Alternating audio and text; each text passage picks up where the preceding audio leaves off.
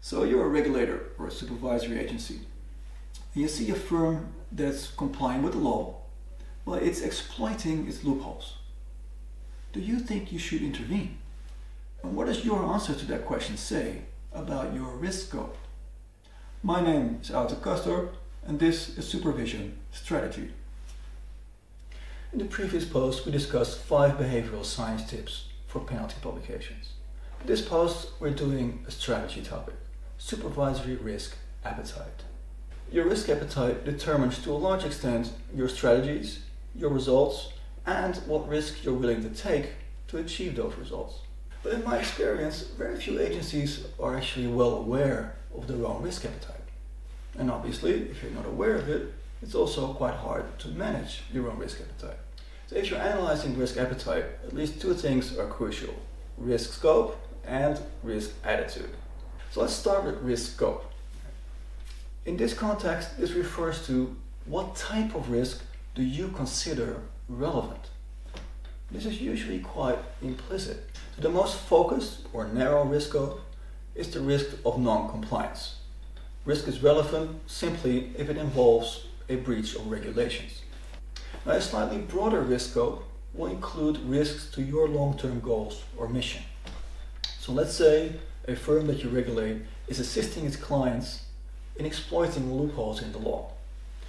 Now, strictly speaking, it might be legal, but it may also be against your mission of promoting market integrity.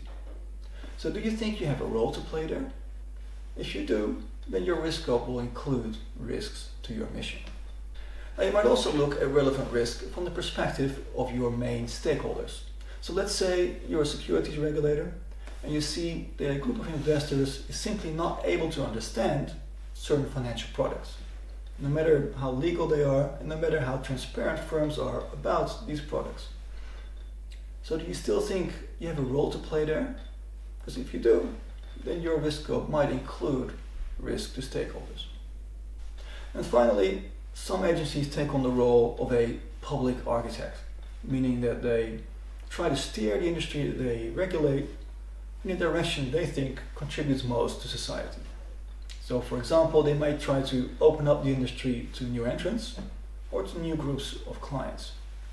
So risk scope is about what you look at, what you find relevant. Now, in contrast, risk attitude is rather about yourself or about your agency. Now, you can picture risk attitude on a scale, ranging from very prudent, careful, risk-averse, to very courageous and very willing to take on risks. For instance, risk of losing a court case, or perhaps risk to your reputation. So if you're analyzing risk appetite, you might look at your agency's risk appetite, you might look at your own, or you might look at differences between people, between departments within your own organization. And obviously there is some sort of relation between risk scope and risk attitude. So for example, you might need a bit more courage to adopt a broader risk scope. So I think if you are looking at this, it makes sense to look at both of these things together.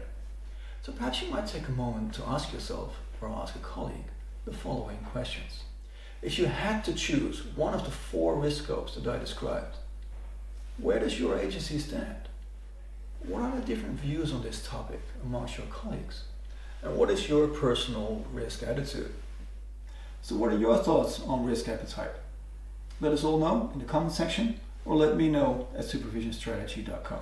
I'd love to hear from you. So next time we'll do a reflective post. We'll discuss what is good supervision. What criteria do you use to assess if you're doing a good job? And how can you pick criteria that are actually useful in your everyday practice?